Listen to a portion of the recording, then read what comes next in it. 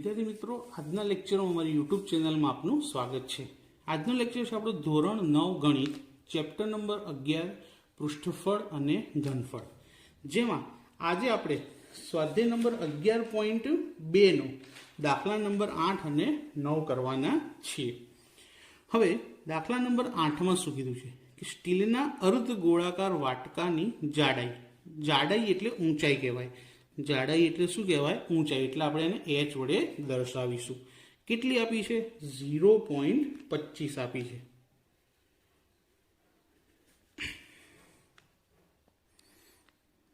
Centimetre. h લખવાની જરૂર નથી, ચાલશે। પણ યાદ રાખજો, કોઈ જગ્યાએ જ્યારે ઊંચાઈની જરૂર હોય અને જાડાઈ આપી હોય તો એને જ h લેવા, અહીંયા ક્યાંય h આવશે નહીં। ત્યારબાદ શું કીધું છે કે વાડકાની અંદરની સપાટીની ત્રિજ્યા 5, તો અંદરની ત્રિજ્યા કેટલી છે? 5 સેન્ટીમીટર। તો વાટકાની બહારની સપાટીનું ક્ષેત્રફળ શોધો। હવે બહારની સપાટીનું ક્ષેત્રફળ શોધવું હોય ને તો આપણી પાસે બહારની ત્રિજ્યા હોવી જોઈએ। તો જો તમારે બહારની ત્રિજ્યા શોધવી હોય તો અંદરની ત્રિજ્યા અને જાડાઈનો સરવાળો કરવો પડે, અને જો અંદરની ત્રિજ્યા જોઈતી હોય તો બહારની ત્રિજ્યામાંથી જાડાઈ બાદ કરવી પડે। પણ આપણે બહારની જોઈએ છે એટલે સરવાળો કરવો પડશે, અંદરની જોઈએ તો શું કરવું પડે? બાદ બાકી। પણ આપણે બહારની ત્રિજ્યા જોઈએ છે, માટે 5 વત્તા 0.25 આ બંનેનું ટોટલ કરીએ તો 5.25 સેન્ટીમીટર બહારની ત્રિજ્યા। હવે આપણે આ બહારની એટલે કે વાટકાની બહારની વક્ર સપાટીનું ક્ષેત્રફળ, વાટકો કેવો છે? અર્ધગોલક। તો અર્ધગોલકનું સૂત્ર શું આવશે? 2πr²। 2 m પાઈની કિંમત 22/7 ગુણ્યા r। આરની જગ્યાએ શું લખવાનું? 5.25। કેટલી વખત? તો 2 વખત। કેમ? તો આરની 2 ઘાત આપી છે માટે। હવે પહેલા તો પોઈન્ટ કાપી દઈએ, તો 2 અને 22/7 એમના એમ, અહીંયા પોઈન્ટ પછી 2 અંક છે તો 525/100 ગુણ્યા 525/100 2 વખત લખી દીધા। હવે 7/525 જોડે આપણે ઉડાડીએ,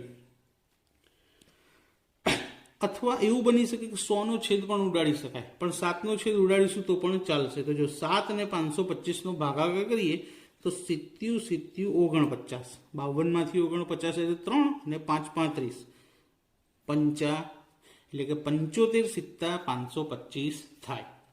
હવે 75 અને 100 બંને એક જ ઘડિયામાં આવે, જુઓ, 25 તરી અને 25 ચોક। હવે આ 4 છે 2 જોડે ઉડી શકે, 2 દુ 4, અને આ જે 2 વધ્યા એ 22 જોડે ઉડશે, 11 દુ 22। તો શું વધ્યું? 11 ગુણ્યા 3 અને ગુણ્યા 525, છેદમાં શું વધ્યું? 100। જો ધારીએ તો 525 અને 100ના પણ છેદ ઉડાડી શકાય, પણ પછી ભાગાકાર કરવો પડશે। જ્યારે જો 100 નહીં ઉડાડો તો ખાલી ગુણાકારમાં જવાબ મળી જશે। 11 તરી 33, 525 ગુણ્યા 33 કરવાના, અહીંયા સાઈડમાં કરી લઈએ, 525 ગુણ્યા 33, એકમની 0, 5 તરી 15નો 5 વધી 1, 3 દુ 6 ને 1 7, 3 પંચા 15। હવે ગુણાકાર 3 વડે જ છે એટલે 0 નહીં મૂકવાની, બાકી આ 1575 જ આવશે। 5 7 5 1, 5 ના 5, 7 અને 5 12નો બગડો વધી પડી 1, 7 ને 8, 8 ને 5 13 વધી પડી 1, 5 ને 6 ને 1 7 અને 1, તો જવાબ આવ્યો 17,325। છેદમાં કેટલા છે? 100। હવે 100 હોય તો કેટલા પોઈન્ટ કાપવા પડશે? 2, તો 173.25 સેમીનો સ્ક્વેર। કેમ સ્ક્વેર? કારણ કે ક્ષેત્રફળ છે, જો ઘનફળ હોત તો ઘન લખતા। તો ક્ષેત્રફળ શોધવાનું હતું, તે શોધાઈ ગયું। હવે જોઈએ દાખલા નંબર 9। 9મો દાખલો થોડોક યુનિક છે, કારણ કે 9મા દાખલામાં કોઈ ગણતરી માટે કિંમત નથી આપી। તો તો જો શું કીધું કે એક લંબવૃત્તીય નળાકારમાં બંધ બેસે તે રીતે આર ત્રિજ્યાવાળો એક ગોળો મૂકેલ છે. આ આકૃતિ આપેલી છે અને ગોળો એવી રીતે મૂકેલો છે કે ગોળો નળાકારની બંને બાજુ અને ઉપર નીચે સ્પર્શ કરી રહ્યો છે. એક્ઝેક્ટ નળાકારની લંબાઈ જેટલો અને પહોળાઈ જેટલો જ ગોળો છે. તો ગોળાની અને નળાકારની બંનેની ત્રિજ્યા સરખી થાય આર. હવે એકમ કોઈ આપ્યો નથી તો આપણે જોડે એવું લખી દઈએ કે આર એકમ. શું લખી દઈએ? આર એકમ, સેમીમીટર જે હોય તે. ત્યારબાદ નળાકારની ઊંચાઈ. હવે નળાકારની ઊંચાઈ એટલે ગોળા જેટલી. હવે ગોળાની ઊંચાઈ ના હોય પણ આખી આ લાઈન છે એનો વ્યાસ કહેવાય. તો નળાકારની ઊંચાઈ બરાબર ગોળાનો વ્યાસ થાય અને ગોળાનો વ્યાસ શું હોય? 2r. તો માટે h બરાબર શું આવશે? 2r એકમ. તો ગોળા નળાકારની ત્રિજ્યા r અને નળાકારની ઊંચાઈ h બરાબર શું છે?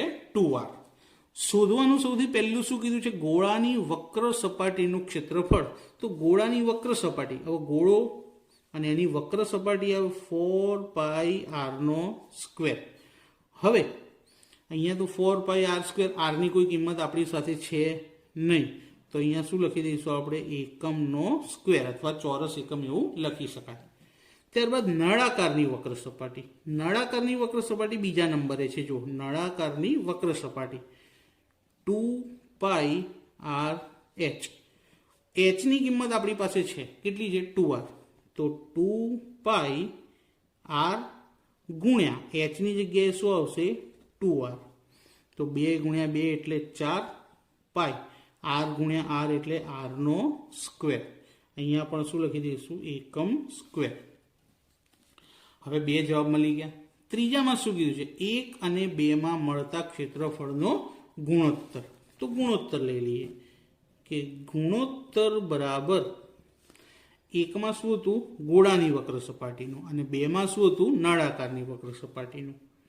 કે ગોળાની વક્ર સપાટીનું ક્ષેત્રફળ અને છેદમાં નળાકારની વક્ર સપાટીનું ક્ષેત્રફળ. ગોળાની વક્ર સપાટીનું ક્ષેત્રફળ શું છે? 4πr². નળાકારમાં પણ આપણને જો h ની કિંમત મૂકતા શું મળ્યું? 4πr². તો બંને સરખું થઈ ગયું તો ઉડી ગયા. તો ઉડી જઈને જો કશું જ ના રહે તો ઉપર પણ એક અને નીચે પણ એક, બધું ઉડી ગયું એટલે કશું વધ્યું નથી. તો ઉપર પણ એક અને છેદમાં પણ એક. તો માટે ગુણોત્તર બરાબર 1/1. ગુણોત્તર શું થાય? 1/1. તો આજનો લેક્ચર આપણે અહીંયા પૂરો કરીએ છીએ. તો આજનો લેક્ચર કેવો લાગ્યો તે મને કોમેન્ટ કરીને જરૂરથી જણાવજો. અને જો પસંદ આવે તો લાઈક કરજો, તમારા ફ્રેન્ડ્સને શેર કરજો અને ચેનલને સબસ્ક્રાઈબ કરવાનું ભૂલતા નહીં. Thank you.